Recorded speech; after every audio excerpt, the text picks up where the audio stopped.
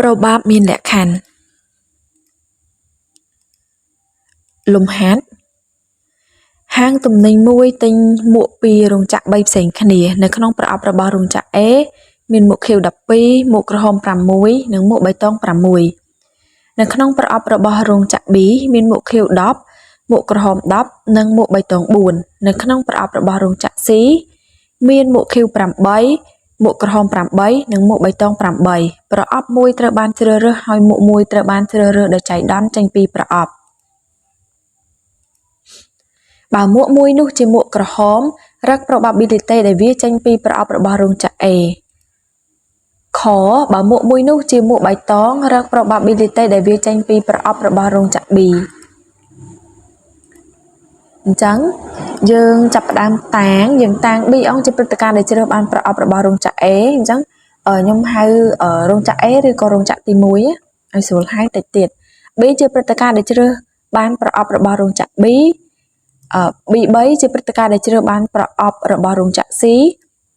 B ជាព្រឹត្តិការណ៍ដែលចាប់បានមួកខៀវ1 A ជាព្រឹត្តិការណ៍ដែលចាប់បានមួកក្រហម1និង Z ជាព្រឹត្តិការណ៍ដែលចាប់បានមួកបៃតង1អញ្ចឹងយើងសង្កេតមើលយ៉ាក្រាមអញ្ចឹងយ៉ាក្រាមមានរោងចក្រ3តោះនេះរោងចក្រទី1ឬរោងចក្រ A រោងចក្រ B ឬខ្ញុំហៅរោងចក្រទី2និងរោងចក្រ C ខ្ញុំអាចហៅរោងចក្រទី3អញ្ចឹងរោងចក្រទាំងអស់មាន3អាកាសដែលចាប់បានរោងចក្រ A គឺ1/3ហើយរោងចក្រ B ក៏1/3រោងចក្រ C ក៏1/3ដូចគ្នានៅក្នុងរោងចក្រទី1មានមួកខៀវចំនួន12មានមួកក្រហមចំនួន6និងមួកបៃតងចំនួន6អញ្ចឹងយើងបានប្របាប់ស្មើនឹង12លើ24នេះចំនួនមួកសរុបក្រហមហើយនិងបៃតងដូចគ្នាដែរយើងយកចំនួនរបស់វាមកធៀបជាមួយនឹងចំនួនមួកសរុប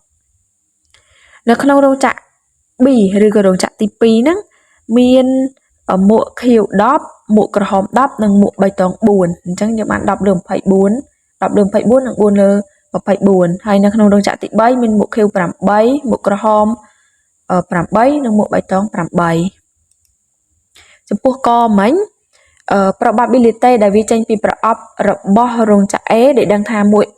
មួយនោះជាមួកពណ៌ក្រហមអញ្ចឹងមានន័យថាចេះគេចង់បានមួកពណ៌ក្រហមហើយគេចង់បានពណ៌ក្រហមហ្នឹងចេញពីរោងចក្រ A ចឹងយើងមើលដំណោះស្រាយយើងដឹងថាមួកពណ៌ក្រហមដែលចេញពីរោងចក្រ A គឺអាចស្មើនឹងពេលនៃរោងចក្រទី1 B អងប្រសពជាមួយនឹងពណ៌ក្រហមគឺ A អញ្ចឹងនេះរូបមន្តនេះម្ដុំនេះយើងហៅថាពេលនៃ B អងប្រសព A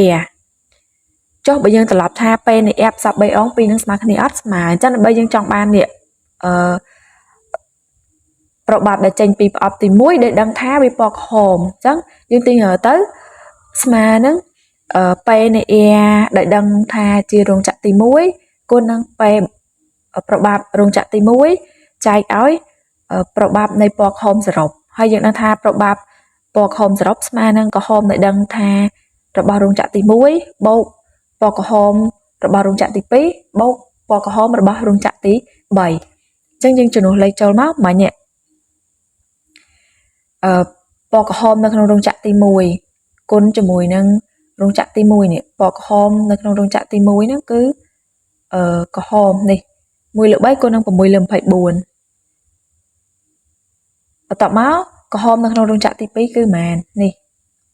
1/3គុណនឹង10លើ24យើងដាក់10លើ24មុនក៏បានដែរណានៅក្នុងរោងចក្រទី3ក្រហមមាន8អញ្ចឹង8លើ24ហើយគុណជាមួយនឹងប្របាប់របស់រោងចក្រទី3ទៅយើងគណនាលេខទៅឃើញ1លើ4ស្មើនឹង 0.25 អក្សរខ probability ដែលវាចេញពីប្រអប់របស់រោងចក្រ B ដែលដឹងថាមួកមួយនោះជាមួកបៃតងអញ្ចឹងគេចង់បានចេញពីរោងចក្រ B ហើយមួកនោះជាមួកបៃតងចឹងនេះដូចគ្នាដែរយើងអាចទៅសេថាP នៃ B ដឺផ្សព្វ C មានន័យថាយកចេញពីរោងចក្រ B ហើយជាបៃតងអញ្ចឹងប្រសព C ឬក៏យើងទៅសេថា P នៃ Z ប្រសព B វិញបានដែរអញ្ចឹងអា P នៃ B ដឺផ្សព្វ C ស្មើប៉ុណ្ណឹងហើយ P នៃ Z ផ្សព្វ B ដឺស្មើប៉ុណ្ណឹងពីរនឹងស្មើគ្នា របស់យើងដឹងថា PG មួកបៃតងមួកពណ៌បៃតងសរុបស្មើនឹងមួកពណ៌បៃតងនៅក្នុងរោងចក្រទី1រោងចក្រ A បូកជាមួយមួកបៃតងក្នុងរោងចក្រទី2បូកជាមួយនឹងមួកបៃតងក្នុងរោងចក្រទី3ហើយយើងដឹងថាមួកបៃតងក្នុងរោងចក្រទី1ស្មើនឹងនេះ6 លើ 24 គុណ 1 លើ 3ហើយមួកបៃតងក្នុងរោងចក្រទី2ស្មើនឹងនេះ4 លើ 24 គុណ 1 លើ 3ហើយមួកបៃតងក្នុងរោងចក្រទី3គឺ8 លើ 24 គុណ 1 លើ 3អញ្ចឹងនេះយើងចំនួនលេខចូលឲ្យកណនីទៅឃើញ 0.23